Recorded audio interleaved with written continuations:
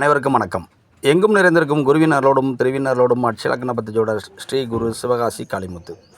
அட்சயலக்கண பத்ததி அப்படிங்கிற ஜோட முறையில் இன்றைக்கி நாம் என்ன பதிவு பார்க்க போகிறோம் அப்படின்னா, கோச்சாரத்தில் இருக்கிற ராகு கேது பகவான்களுடைய திருக்கணித பஞ்சாங்கத்தின்படி அதனுடைய பயிற்சியில் வந்து நம்ம பார்க்க போகிறோம்.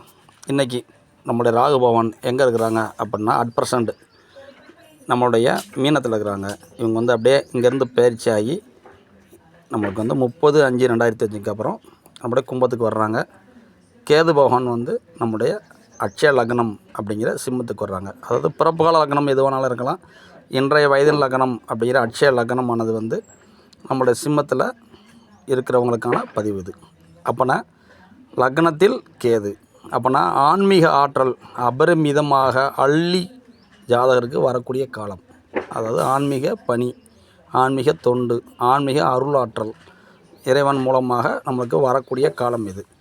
அதே தருணத்தில் 7ஆம் இடம் அப்படிங்கிற களத்திர ஸ்தானத்தில் ராகு பகவான் இருக்கனால நட்பு வட்டாரம் அதிகமாக இருக்கக்கூடிய காலம்.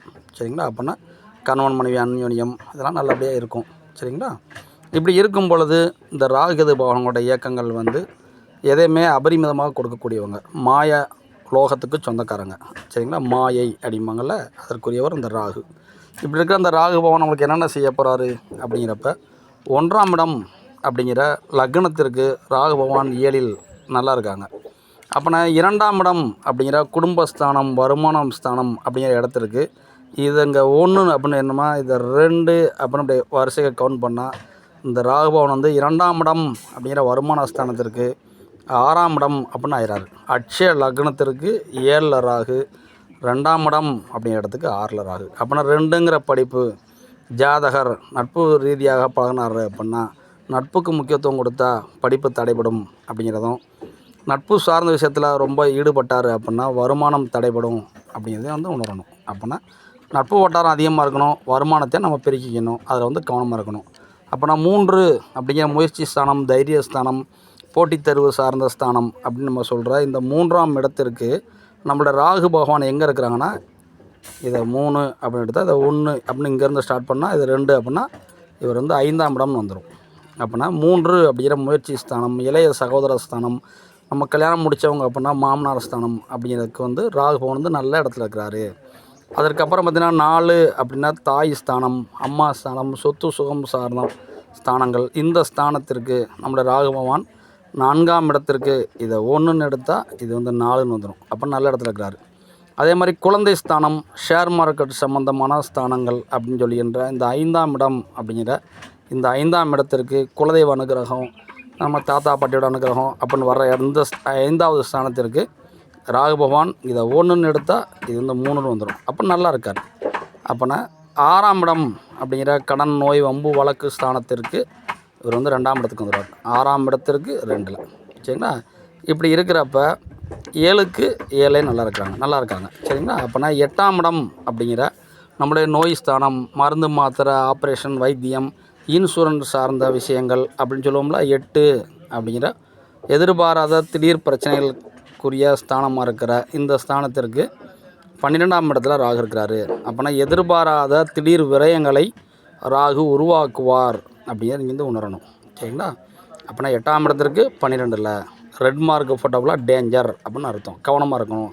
அப்போனா இந்த 9ஆம் இடம் அப்படிங்கிற பாக்கியஸ்தானம், தந்தை ஸ்தானம், இறையாற்றல், ஆன்மீக தொண்டு அப்படிங்கிற இந்த 9ஆம் ஸ்தானத்திற்கு ராகு 11ல் நல்லா இருக்காங்க. இந்த 10ஆம் இடம் அப்படிங்கிற தொழில் ஸ்தானத்திற்கு, சரிங்களா, இந்த 10ஆம் இடம் அப்படிங்கிற இந்த தொழில் ஸ்தானத்திற்கு 10ல் இருக்கிறாரு. கலர் மாறுது பாருங்கள், பேனா கலர். அப்படின்னா 10 அப்படிங்கிற அழுத்தங்கள். அப்போனா வேலை, தொழில் இது மாதிரியான விஷயத்திற்கு, மாமியார் சார்ந்த விஷயத்திற்கு, முழங்கால் சார்ந்த விஷயத்திற்கு நம்ம கொஞ்சம் கவனமாக இருக்கணும். சரிங்களா? 10 இருக்குது 10ல். அப்படின்னா நம்மளுடைய வந்து ராகுவின் உணவு காரகத்துவமாக இருக்கின்ற, சரிங்களா, உளுந்தினால் செய்யப்பட்ட பொருள்களை உணவுப் பொருளாக ஒரு கோயில் கைங்கிறதுக்கு தான தர்மங்கள் செய்யும் பொழுது, உணவுப் பொருள்கள் தானம் செய்யும் பொழுது நம்மளுக்கு வந்து 10ங்கிற தொழில் நல்லா ஓடும். அதற்கப்புறம் பார்த்திங்கன்னா ராகு அப்படின்னா முஸ்லீம் அப்படின்னு அர்த்தம். சரிங்களா? மாற்று மதம். அப்படின்னா முஸ்லீம் தர்கான்னு சொல்லுவோம்ல, அந்த தர்காவில் அன்னதானம் ஏதாவது படைக்கிறாங்கன்னா அந்த அன்னதானத்திற்கு நம்மால் முடிஞ்ச ஒரு உணவு கைங்கரியத்திற்கு பணம் கொடுக்கும் பொழுது 10ங்கிற தொழில், 10ங்கிற முழங்கால், 10ங்கிற மாமியார் இது சார்ந்த அழுத்தங்கள் குறையும். ஒரு பொண்ணாக இருக்கிறாங்க, மாமியாரால் பிரச்சனை வருது, பக்கத்தில் இருக்க முஸ்லீம் தர்காவில் போய் அங்கே இருக்கிற கஷ்டப்படுறவங்களுக்கு ஒரு அன்னதான திட்டத்திற்கு ஒரு பொருள் வாங்கி கொடுக்குறது மாமியார் சார்ந்த பிரச்சனை வந்து நம்ம விடுபடுவதற்கு உதவி பண்ணும். அதற்கப்புறம் பார்த்திங்கன்னா 11ஆம் இடம் அப்படிங்கிற லாபஸ்தானத்திற்கு சரிங்களா ராகு வந்து 9க்கு வந்துடுவார் சரிங்களா. அப்போனா 12ஆம் இடம் அப்படிங்கிற விரயஸ்தானம், சம்பந்தம் இல்லாத விரயம், தூக்கமின்மை, அதீத விரயம், அதுக்கப்புறம் தான் வெளிநாட்டு பயணங்கள் அப்படிங்கிற அந்த 12ஆம் பாகத்திற்கு நம்மளோட ராகு பவன் வந்து இங்கே வந்து 8ல் இருக்கிறாங்க. அதை இங்கே ஒன்றுன்னு எடுத்தோம்னா இது வந்து 8ன்னு தரும், சஷ்டாசகம் அப்படின்னு சொல்லுவாங்க. அப்போனா 12ஆம் ஸ்தானத்திற்கு 8ல் ராகு இருக்கிறனால வெளியூர் பயணங்கள் கொஞ்சம் தடைப்படும் அப்படின்னு வந்து நம்ம வந்து உணரணும் சரிங்களா. அப்போனா இந்த ராகுவோட தன்மைகள் இப்படி இருக்கிறனால நம்ம ராகு வச்சு எந்தெந்த பாவத்துக்கெலாம் கவனமாக இருக்குன்னா 2ஆம் இடங்கிற படிப்பு, வருமானம், பேச்சு, அதற்கு அப்புறம் பார்த்திங்க அப்படின்னா 8ஆம் இடம் அப்படிங்கிற எதிர்பாராத திடீர் பிரச்சனைகள், ஆக்சிடெண்டல் அப்படிம்பாங்கள, அதாவது நம்ம எதிர்பார்த்துக்கவே முடியாத விஷயங்கள் தான் திடீர் பிரச்சனைகள். இது போல் பிரச்சனைகள் 10 அப்படிங்கிற தொழில், அதுக்கப்புறம் 12 அப்படிங்கிற நம்மளுடைய விரயங்கள், இந்த 4 பாகங்கள் ரொம்ப கவனமாக நம்ம வந்து எடுத்து செல்லணும். அப்புறம் இந்த விஷயங்களுக்கு நம்ம வந்து பரிகார முறைகள் வந்து செய்து கொண்டே ஆகணும். அப்படின்னா 2ஆம் இடம் அப்படிங்கிற உணவு, படிப்பு இந்த ஸ்தானத்திற்கு ராகுபவன் 6ல் வரனால நம்மளுடைய பார்த்திங்கன்னா விநாயகர் வழிபாடு பண்ணும் பொழுது விநாயகருக்கு அருகம்புல் மாலை சாற்றி வழிபாடு பண்ணுவது, காய்ந்த அருகம்புல்லை நம்மளை வந்து அக்னியில் சமர்ப்பணம் பண்ணுவது, இப்படி செய்யும் பொழுது இந்த படிப்பு சார்ந்த தடைகள் வந்து நிவர்த்தி ஆகும். பக்கத்தில் இருக்கிற மூங்கில் மரத்திற்கு தண்ணீர் ஊற்றுவது கூட நம்மளுக்கு வந்து படிப்பு, வருமானத்தில் இருக்க தடைகளை சரி பண்ணும். 8ஆம் இடத்திற்கு 12ல் இருக்கிறனால சரிங்களா நம்ம வந்து மூங்கில் மரங்கள் வளர்ப்பதற்கு உதவி செய்கிறது. அதற்கப்புறம் பார்த்திங்கன்னா துர்க்கை வழிபாடு பண்ணும் பொழுது அந்த துர்க்கை அம்மனுக்கு தீபங்கள் ஏற்றி வழிபாடு பண்ணுறது, துர்க்கை தேவி இருக்கிற கருவறையில் தீபங்கள் பொருத்தி வழிபாடு பண்ண உதவி செய்கிறது. இப்படி கோயில் கைங்கரியங்கள் சார்ந்த ஒரு விரயங்களை வந்து நம்ம மேற்கொள்ளணும் 8க்கு 12ல் சரிங்களா.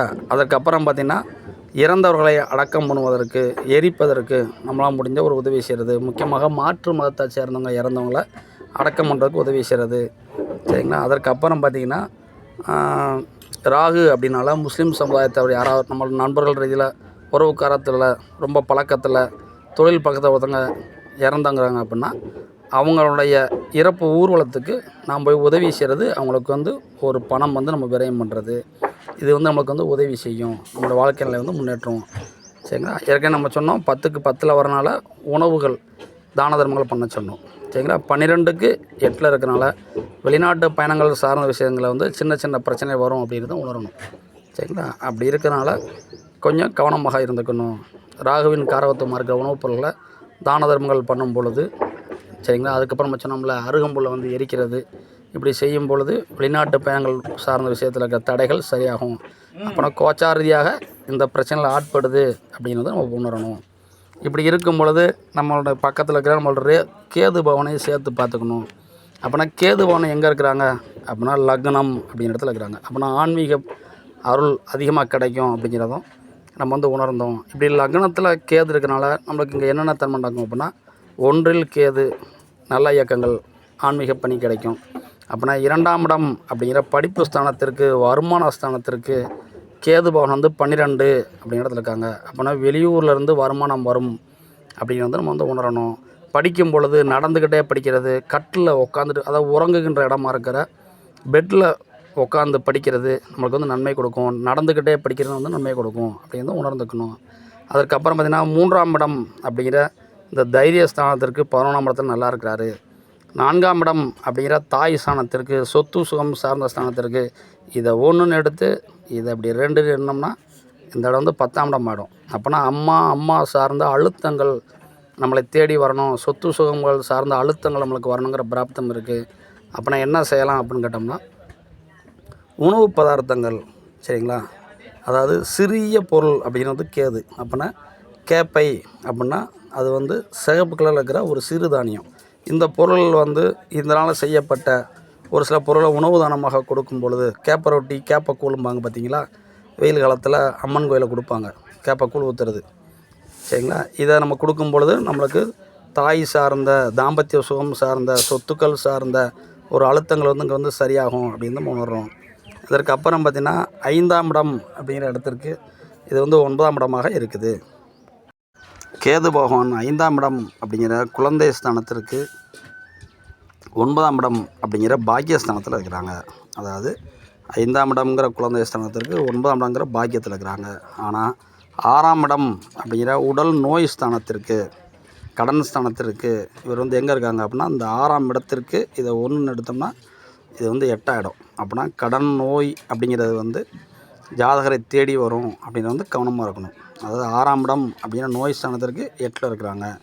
அப்புறம் 7ஆம் இடம் அப்படிங்கிற மனைவி ஸ்தானத்திற்கு 7ல் நல்லா இருக்காங்க. அதுக்கப்புறம் 8ஆம் இடம் அப்படிங்கிற மருந்து, மாத்திரை, ஆப்ரேஷன் இது மாதிரியான விஷயத்திற்கு 6ல் இருக்கிறாங்க. அப்படின்னா உடல் நோய் வராமல் ஜாதகர் வந்து தன்னைத்தானே கவனமாக தற்காத்து கொள்ள வேண்டும். ஏன் அப்படின்னா 6 அப்படிங்கிற நோய் ஸ்தானத்திற்கு 8லையும், 8ங்கிற ஆப்ரேஷன் சார்ந்த விஷயத்திற்கு 6ல் இருக்கிறாரு, கவனமாக இருக்கணும். அதுக்கப்புறம் பார்த்திங்கன்னா 9ஆம் இடம் அப்படிங்கிற பாக்கியஸ்தானத்திற்கு கேது பகவான் வந்து 5ல் வந்துடுறாங்க.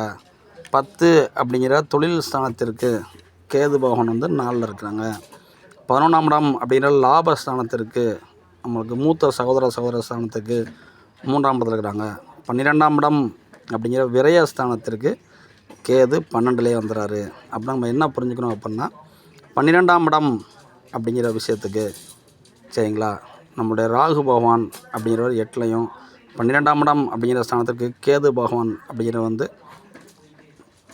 12லையும் இருக்கிறாங்க. அப்படின்னா நம்மளுக்கு வந்து விரயங்கள் வரும் அப்படின்னு புரியணும். அப்படின்னா மேலோட்டமாக பார்க்கும் பொழுது சரிங்களா, ராகு கேதுக்கள் 1ஆம் இடத்துல 7ஆம் இடத்துல இருக்கிற போல தெரியுது. ஆனால் அந்த 12ஆம் இடத்துக்கு இது வந்து விரயங்கள் வரும் அப்படின்னு வந்து நம்ம உணர்ந்துக்கிறோம். அப்புறம் ஒரு சில குறிப்பிட்ட பாவகங்கள் அப்படிங்கிறது வந்து நம்மளுக்கு வந்து பிரச்சனைக்குரிய பாகங்களாக கருதப்படுது. எப்படி அப்படின்னா ராகு பகவான் அப்படிங்கிறவங்க பார்த்திங்கன்னா 8ஆம் இடத்திற்கு 12ல், அதே மாதிரி கேது பகவான் அப்படிங்கிறவங்க 8ஆம் இடத்திற்கு 6ல். அப்படின்னா இங்கே வந்து என்ன ஆகிடுது அப்படின்னா 8ஆம் பாகம் 12ஆம் பாகங்கள் அப்படிங்கிற இந்த 2 பாகங்கள் வந்து நம்மளுக்கு வந்து பிரச்சனைக்குரிய பாகங்களாக நாம் வந்து பொதுவாக எடுத்துக்கொள்ள வேண்டுகிறோம். அதாவது இந்த ராகு கேது பகவானுடைய பயிற்சிகளில் நம்மளுக்கு வந்து இந்த 2 பாகங்கள் வந்து கொஞ்சம் டேஞ்சராக இருக்குது. அப்படின்னா என்ன செய்யணும் அப்படின்னா, ஒரு அவசர கால பிரிவு, ஒரு விபத்து கால பிரிவு அப்படின்னு சொல்லுவாங்களே, ஒரு எமர்ஜென்சின்னு சொல்லுவாங்களே, ஒரு ரோடு சைடு ஒரு விபத்து நடந்திருக்கு, அந்த நேரத்தில் அவசரத்துக்கு நம்ம உதவி செய்கிறது, நோயுற்ற ஒரு சில நண்பர்களுக்கு உதவி செய்கிறது, மருத்துவமனையில் ஆப்ரேஷன் பண்ணி ரெஸ்ட் எடுத்துக்கிட்டு இருக்கிற ஒரு பெரியவங்களுக்கு உதவி செய்கிறது, இப்படி நம்மளோட விரயங்களை சுப விரயமாக மாற்றிக்கணும். அதற்கப்புறம் பார்த்திங்கன்னா நம்மளுடைய வண்டி வாகனங்கள், சொத்து சுகங்கள், ஜாதகருக்கே ஒரு ஆயுள் காப்பீடு, இன்சூரன்ஸ் அப்படிங்கிற மாதிரி ஒன்று போட்டுக்கிறது வந்து நம்மளுக்கு வந்து நன்மை கொடுக்கும் அப்படின்னு தான் உணரணும். அப்படின்னா ஒரு விரயம், அந்த விரயங்கள் வந்து ஒரு சுப விரயமாக நம்ம வந்து மாற்றிக்கொள்ள வேண்டும் அப்படின்னு புரியணும். அப்படின்னா இன்சூரன்ஸ் போட்டுக்கிறது வந்து நம்மளுக்கு வந்து நல்லா தன்மையாக இருக்கும். அப்படின்னா கண் பார்வைக்கு ராகு கேதுகள் வந்து லக்னத்தில் இருக்கிறதும் 7ஆம் இடத்துல இருக்கிறதும் நல்ல ஸ்தானத்தில் இருக்கிறதும் மாதிரி தெரிஞ்சாலும் ஒரு சில பாகங்களுக்கு ஒரு சில விதமான நெகட்டிவ் கொடுக்கணும் அப்படிங்கிறது புரியணும். அப்படின்னா இந்த தன்மையில் நம்முடைய சிம்ம அட்சலக்கணத்திற்கு நண்பர்கள், அதற்கப்புறம் பார்த்திங்கன்னா போட்டித் தேர்வில் வெற்றி, அதற்கப்புறம் பார்த்திங்கன்னா சொத்து சுகங்கள், குழந்தைத்தன்மை, கோயில் தெய்வீக வழிபாடு தன்மை சரிங்களா, பதவி உயர்வு, இப்படிப்பட்ட விஷயங்கள் வந்து நல்ல விஷயங்கள் நடப்பது நம்ம வந்து ராகுகேதுவோட இயக்கத்தில் வந்து கிடைக்கிது. அதே நேரத்தில் எதிர்பாராத திடீர் விரயங்கள் அப்படிங்கிறது வந்து ஜாதக ரீதியாக, கோச்சார ரீதியாக நம்முடைய சிம்ம அட்சலக்கணத்துக்கு இவங்க ராகுகேதுக்களை வந்து இயக்குகிறாங்க அப்படிங்கிறத உணரணும். அப்படின்னா பொருளாதார விரயங்கள் உண்டு அப்படின்னு வந்து கவனமாக எடுத்துக்கணும். அப்படின்னா நட்பு வட்டாரத்தை வந்து கவனமாக நம்ம ஹேண்டில் பண்ணணும் அப்படிங்கிறது புரியணும். இப்படிப்பட்ட அற்புதமான ஜோட முறை. கண்பார்வைக்கு கிரகங்கள் நல்ல இடத்துல இருந்தாலும் அவங்க ஒரு சில பாகத்துக்கு, ஒரு சில டேஞ்சரான இடத்துக்கு தன் தன்மை இயக்கணும் அப்படிங்கிறது நம்ம உணர்ந்து கொள்ள வேண்டியிருக்குது. சரிங்களா. அப்படின்னா எதிலும் எப்பொழுதும் கவனமுடன் செயல்படணும் அப்படிங்கிறதும், இந்த 12 பாகங்கள் கண் பார்வைக்கு நல்ல பாகங்களாக தெரிஞ்சாலும் ஒரு பாகத்துலேருந்து 100 பாகத்தை கம்பேர் பண்ணும் பொழுது நம்மளுக்கு கடவுள் படைப்பு பிரச்சனைகள் உண்டு அப்படிங்கிறதும் அனைவருக்கும் உண்டு அப்படின்னு வந்து நம்ம உணரணும். அனைவருக்கும் நன்றி. இப்படிப்பட்ட அற்புதமான ஜோட முறை ஏஎல்பி அப்படிங்கிறதும் நம்மளுடைய வந்து ஒரு கிரகங்களோட பயிற்சிகள் எந்தெந்த பாகத்துக்கு நமக்கு டேஞ்சராக இருக்குது, அந்தந்த பாகத்துக்கு நம்ம வந்து கொஞ்சம் அலர்ட்டாக இருந்துக்கிட்டு தன்னைத்தானே தற்காத்து கொண்டோம்னா நம்ம தற்காத்து நம்ம வாழ்நாள செம்மையாக கொண்டு செல்ல முடியும் அப்படிங்கிறத கண்டுபிடிச்சி கொடுத்த நமது ஆசிரியர் விருது முத்தியாகும் அவர் வழிநடத்தல் அனைத்து குருமாவுக்கும் நன்றி சொல்கிறோம். நம்ம சேனல் அப்படி கொஞ்சம் வீடியோஸ் வரும், கொஞ்சம் லைக் பண்ணுங்கள், ஷேர் பண்ணுங்கள், சப்ஸ்கிரைப் பண்ணுங்கள். அனைவருக்கும் நன்றி. எதிலும் எப்பொழுதும் விழிப்புணர்வு, அதுவே ராகு கேதுகள் சொல்லுகின்ற நம்மளுக்கு பாடம். அனைவருக்கும் நன்றி. வாழ்க வளமுடன்.